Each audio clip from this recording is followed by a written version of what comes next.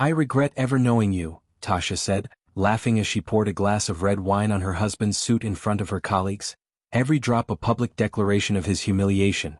What she didn't know was that the man standing quietly across from her had already built a digital trap, one that would turn her laughter into the loudest silence she'd ever known. What unfolded next wasn't anger. It was strategy, cold, patient, and devastating.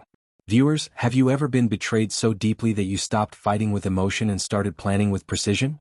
Let's talk about it. Subscribe, like, comment, and watch till the ending. To share this interesting story to family and friends. My name is Daniel Brooks, and I build homes for a living, tall, elegant ones with glass walls and perfect symmetry. I've designed houses for half of Atlanta's skyline, but somehow I couldn't build one that could keep love from collapsing. I used to believe structure could save anything. That if you laid the right foundation, even a crumbling heart could hold. But that night, under the dim gold lights of the Lumirage banquet hall, I learned that some things aren't meant to stand, no matter how much you build. It was Tasha's promotion night. My wife of 8 years. She was radiant, charcoal dress hugging her curves, diamonds sparkling against her brown skin, her smile as sharp as the wine glass she held. Everyone adored her. The woman who turned broken brands into success stories. The PR queen who never missed a beat. I stood beside her, my arm proudly around her waist. I remember thinking, this is what victory looks like. Our eyes met for a second across the room. She smiled, but it wasn't the same smile she used to give me. There was something guarded behind it. Something cold. When the host announced her name, everyone clapped. Cameras flashed. I raised my glass, ready to toast her. To my wife, I began, voice steady, the woman who taught me that strength isn't in what we say but in what we survive. It should have been perfect. But instead, I watched her expression harden, like ice forming over still water. She didn't smile. She didn't nod. She just stared at me, eyes unreadable. Then, in one slow, deliberate motion, she lifted her glass, stepped closer, and poured red wine all over my white shirt. The room fell silent. The sound of dripping wine was louder than the music. I regret ever knowing you, she said. Her voice didn't tremble. It cut through the air like a blade. I stood there, frozen, the sting of alcohol mixing with humiliation. The guests gasped, some whispering, others pretending not to look. Her co-workers, her boss, even the catering staff, everyone saw. And then she turned and walked away, heels clicking like gunfire across marble floors. In that moment, time slowed. My throat was tight, but my face stayed still. I remember the faintest chuckle from someone in the back, a sound that burned more than the wine. I set my glass down carefully. My hands didn't shake. I just nodded once to no one in particular and left the hall. Outside, the cold night air hit me like a slap. I could still smell the wine on me, sweet, heavy, and sour all at once. The city lights blurred through my eyes, though I swore I wasn't crying. Not yet. But as I walked to my car, one thought repeated in my head like a heartbeat. Whatever this is, whatever she's done, I'll find out. And when I do, I'll build something she can't destroy. Not a home. Not a marriage. Something else. Something she'll never forget. The drive home that night was quiet, too quiet. Atlanta streets blurred by under the streetlights, each glow bouncing off the windshield like flickers of memory I didn't want to see. I replayed her words over and over, I regret ever knowing you. 8 years of marriage condensed into 7 syllables. By the time I reached our condo downtown, it was close to midnight. Her car wasn't in the garage. Inside, the air was still, untouched. Her perfume usually lingered faintly near the couch. Tonight, nothing. The silence pressed against my chest. I sat there in the dark for a long while, the hum of the refrigerator the only sound in the apartment. Then my phone buzzed. For a second, my heart leapt, thinking it was her. But it wasn't. It was a notification from Instagram. Someone I followed had gone live. The name stopped me cold, Tasha Brooks. I tapped it. The screen filled with images of a candlelit table, champagne glasses, laughter. My wife's laughter. She was sitting at a restaurant I didn't recognize, intimate, upscale, romantic. And sitting across from her, half-shadowed by the candlelight, was Ryan Carter, her business partner. His hand rested casually near hers on the table. I froze. The sound of her laugh through the speakers felt like a knife twisting slow and deliberate. She looked happy, free even. Happier than I'd seen her in months. The live ended after just a few seconds. I replayed the clip, watching her eyes. The sparkle in them was one I hadn't seen directed at me in years. Ryan. I'd met him twice. Smooth talker. Always too familiar with her, always quick with compliments. The first time we met, he'd shaken my hand and said, "You're lucky, Dan. Tasha's one of a kind." I'd laughed it off back then. Now it echoed like mockery. My phone slipped from my hand and hit the hardwood with a dull thud. I stared at it, chest tight, heart pounding. Part of me wanted to storm into that restaurant, flip the table, demand answers. But another part, the quieter, colder part, told me to wait. To watch. My father used to tell me, the loudest man in the room loses first. He learned that the hard way when my mother left him for another man and took everything with her. I remembered him sitting on our porch one evening, calm, sipping coffee, saying, "If someone shows you who they are, don't argue. Build your peace, not your pain." That night I understood what he meant. So I didn't call her. I didn't text. I just sat there, staring at her smiling face frozen on my phone screen. My pulse slowed, my breathing evened out. "All right, Tasha," I whispered to the empty room. "Let's play your game." I went to my study, turned on my computer, and opened a folder I hadn't touched in months: security footage.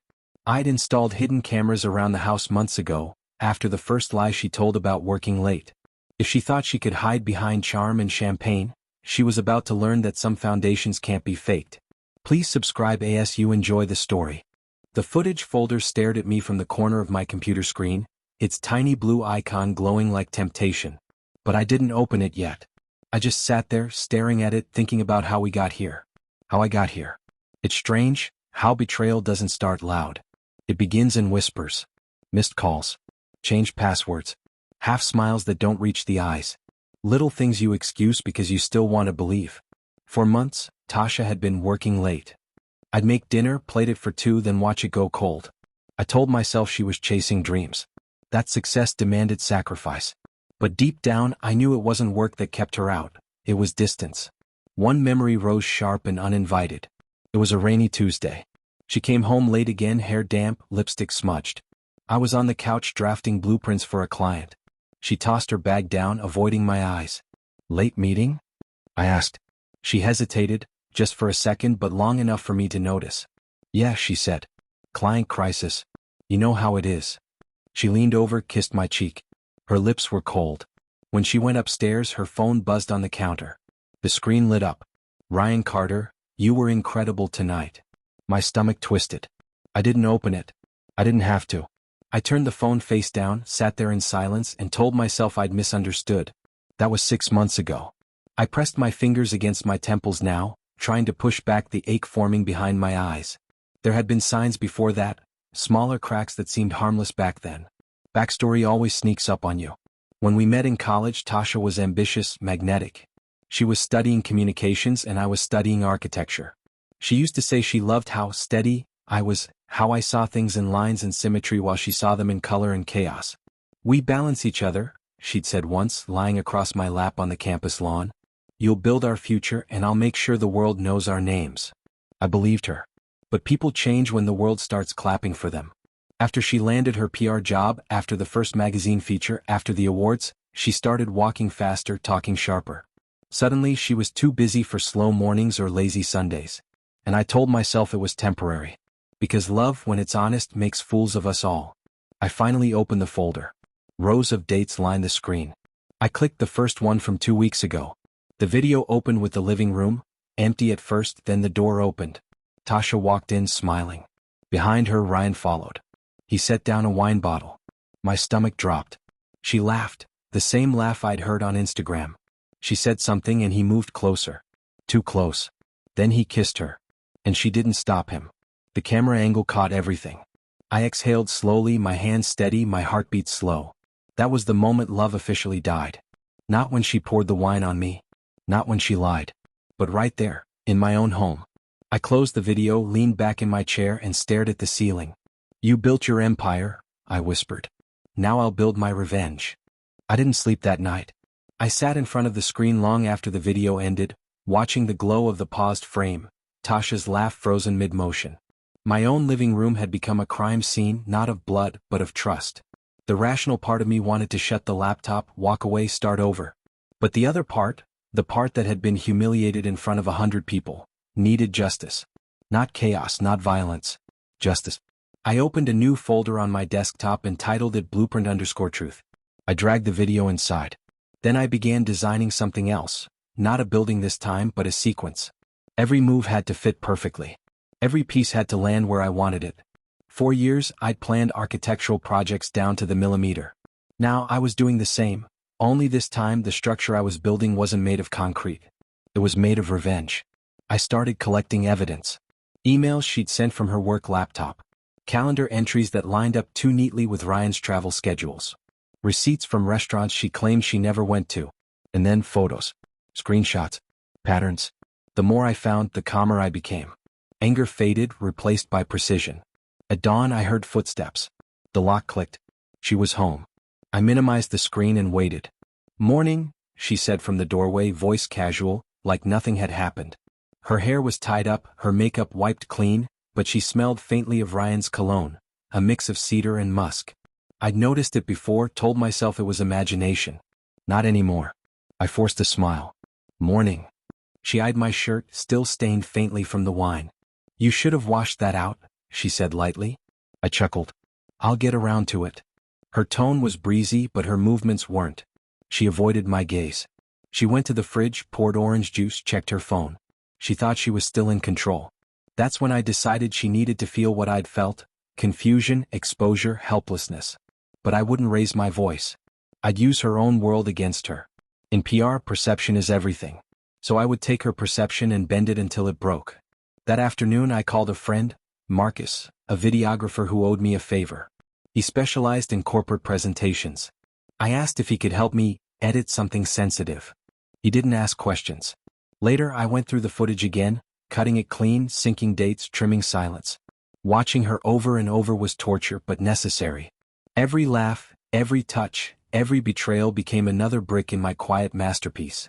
By nightfall I had everything ready. A clean copy of the video. A backup on a flash drive. And a plan forming quietly in my mind.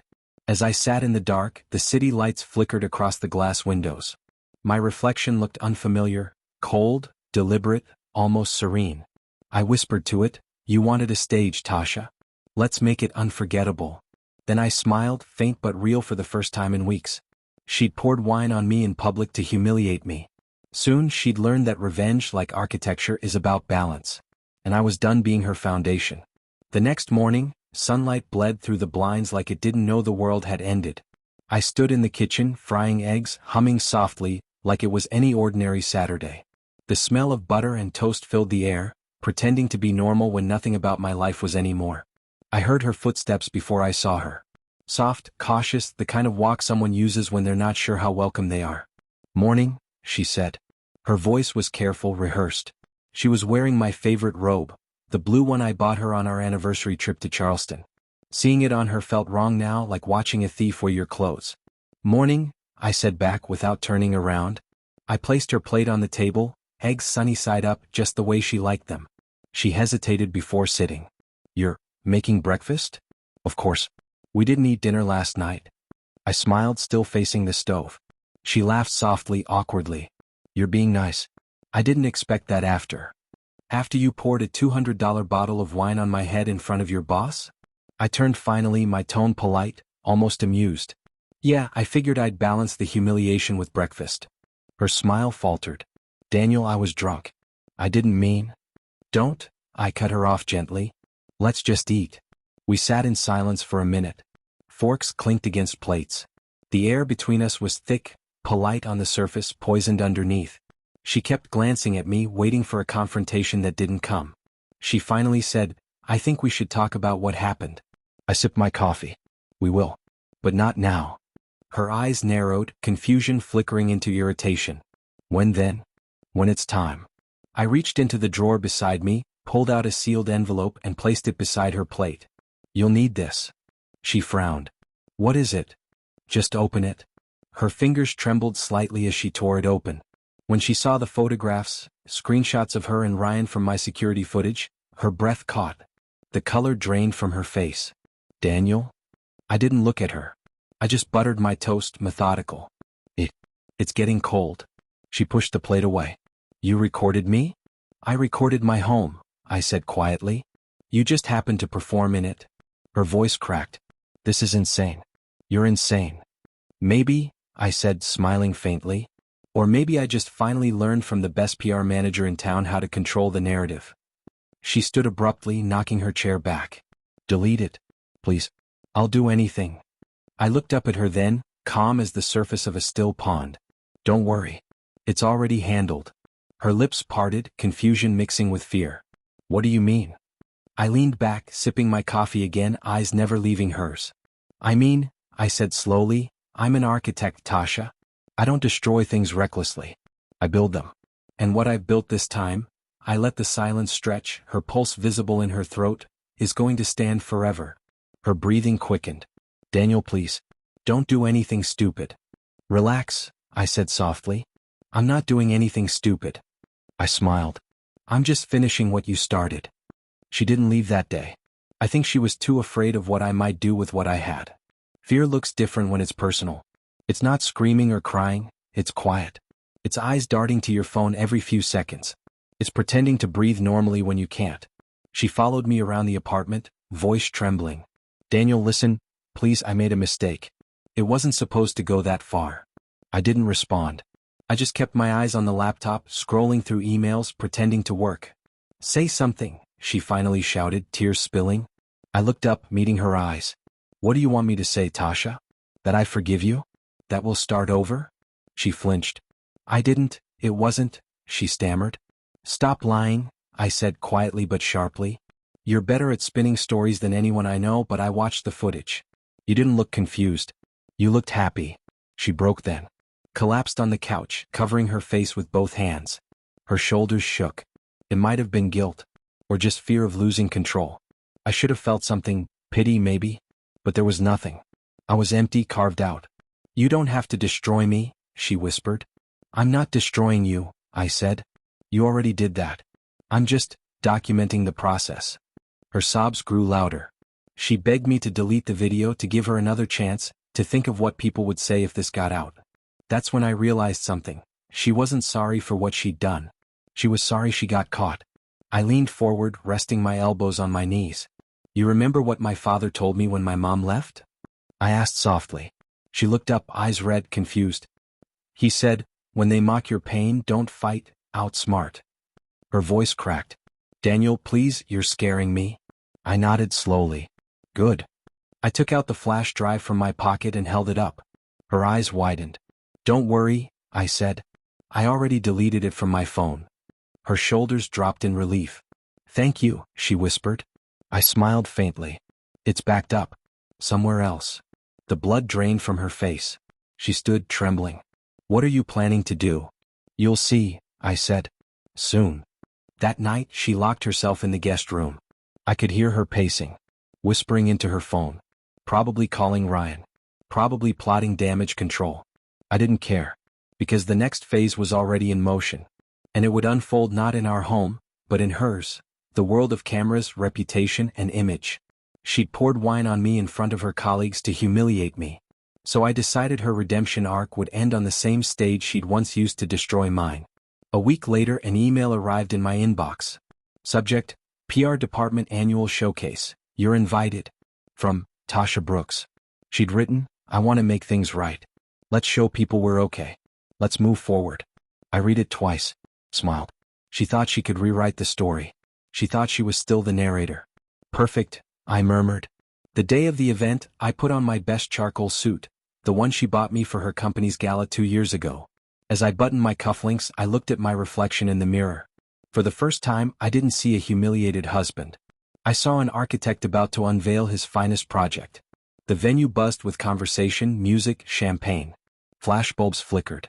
I saw her across the room, radiant as ever, laughing too loudly. Overcompensating. She spotted me and waved, her smile brittle but polished. Daniel. You came. Of course, I said smoothly. Wouldn't miss it. When she took the stage, she started with her usual charm, thanking her team, the sponsors, the board.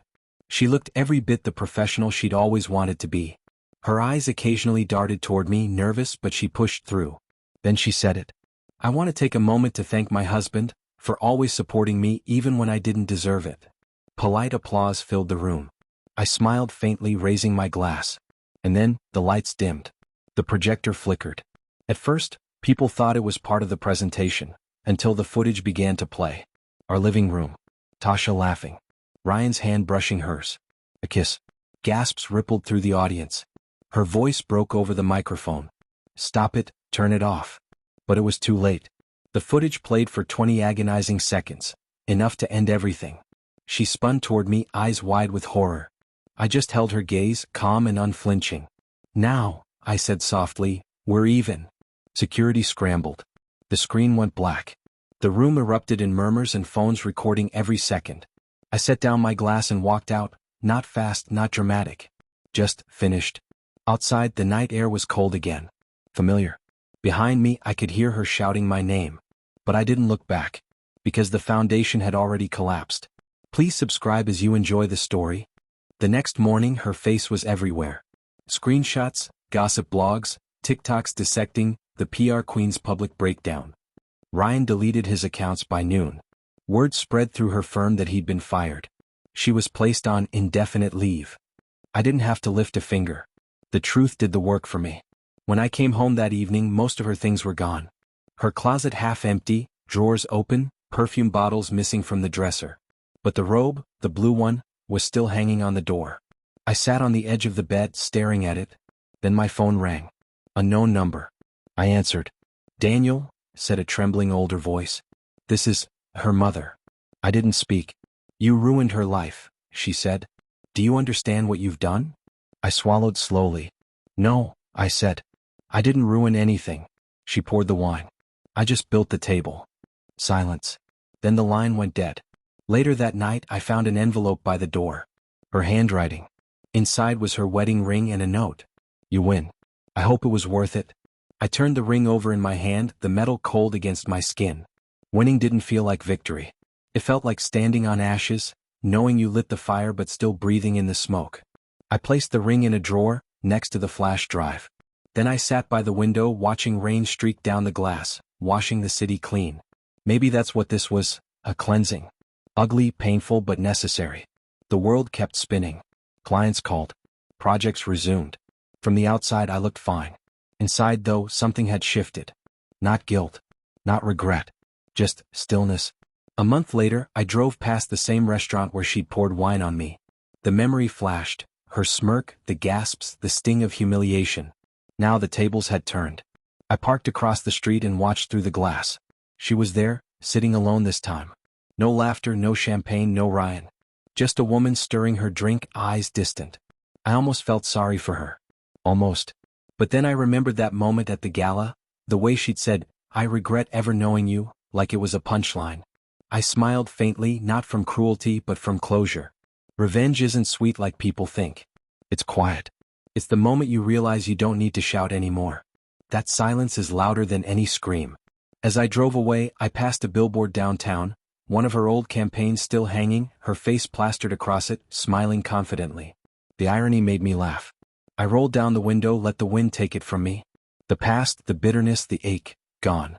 For the first time in months, I felt light. But part of me wondered, what happens when you take everything from someone who once had the power to destroy you? Do they just disappear? Or do they come back smarter, quieter, more dangerous? It's been 6 months. The condo is quieter now. My mornings start with silence, not arguments. I run before dawn, work till late, eat in peace. Sometimes I catch myself glancing at the drawer where I kept the flash drive. I haven't touched it since that night. It's a reminder, not of her, but of what betrayal can turn you into if you let it. They say forgiveness frees you. Maybe that's true. But I've learned something else. Sometimes peace comes from watching the person who broke you face the mirror they can't escape. One evening I got a call from Marcus, the videographer. He sounded uneasy. Hey man, you might want to check your email. Something weird popped up. I frowned, opened my laptop. A new message blinked in my inbox. From unknown sender. Subject, you think it's over? Attachment, video file, unnamed. I clicked it. The screen flickered. Grainy footage. Ryan, sitting in a car at night, speaking to someone out of frame. His voice low, angry. She thinks I'm gone, he said. But he doesn't know what I found. The video cut off suddenly. I stared at the blank screen, heartbeat steady. Outside, thunder rumbled across the skyline. Rain began to fall again, tapping softly against the glass, just like the night everything began. I closed the laptop, leaned back and whispered to myself, looks like the blueprint isn't finished yet. The city lights reflected in the window, 1,000 tiny shards of memory. And somewhere out there, in the dark, another story was beginning to build itself. One that might test just how much peace I'd really earned. Subscribe for more interesting stories.